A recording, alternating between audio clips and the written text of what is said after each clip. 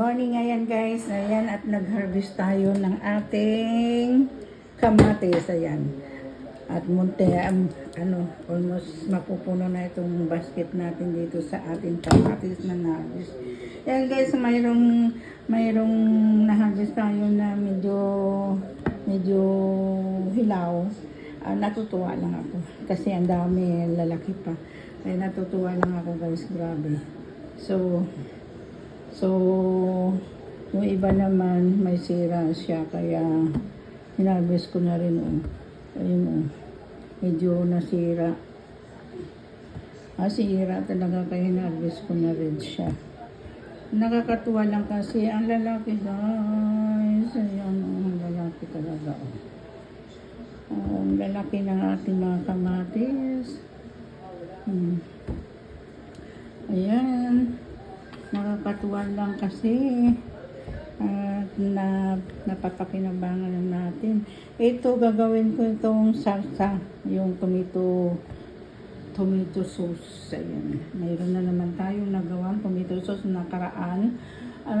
Nakarang araw, 5 jar na tomato sauce nagawa natin, yung sausawan ng tortilla chips.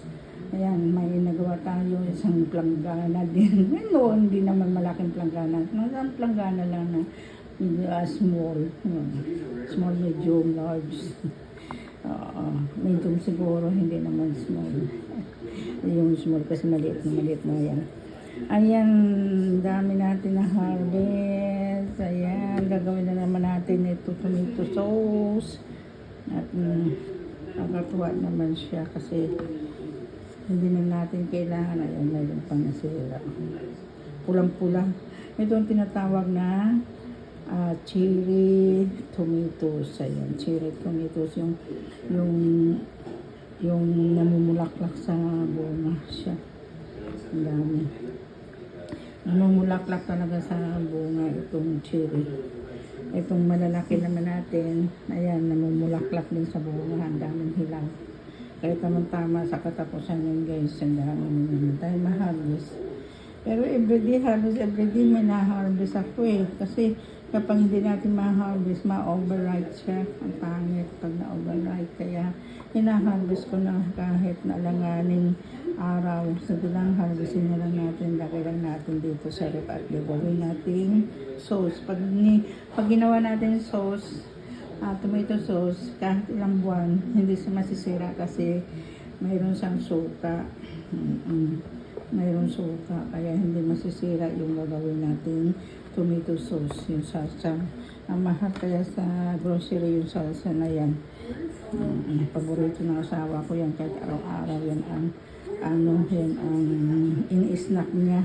Ayan, namili na nakaraang araw ng tortilla chips. Dami. Ayan, araw-araw kahit nga ako, naaabot na rin ako kumain.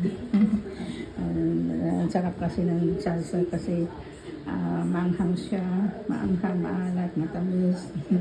marami kasing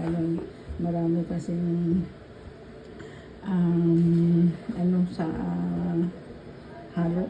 Biro mo, mayroong sibuyas, sili, yung sili na jalapeno, hindi yung sili na maliliit. Jalapeno, parang pickles siya. Kaya ang sarap talaga guys. Kaya ang sarap. Tama ito, halos wala ka na makukuha. Ayan. Ayan siya guys, lagay lang natin sa dito sa lamesa. At para dumami ng dumami. Ayan, diba? Marami tayong ma-harvest. Okay. Ayan. May malalaki, may cherry, may big. May cherry, may big. Ayan, ang ating mga nakakatuwa talaga. Okay, bye. Thank you for watching. God bless all. Love you, Mama.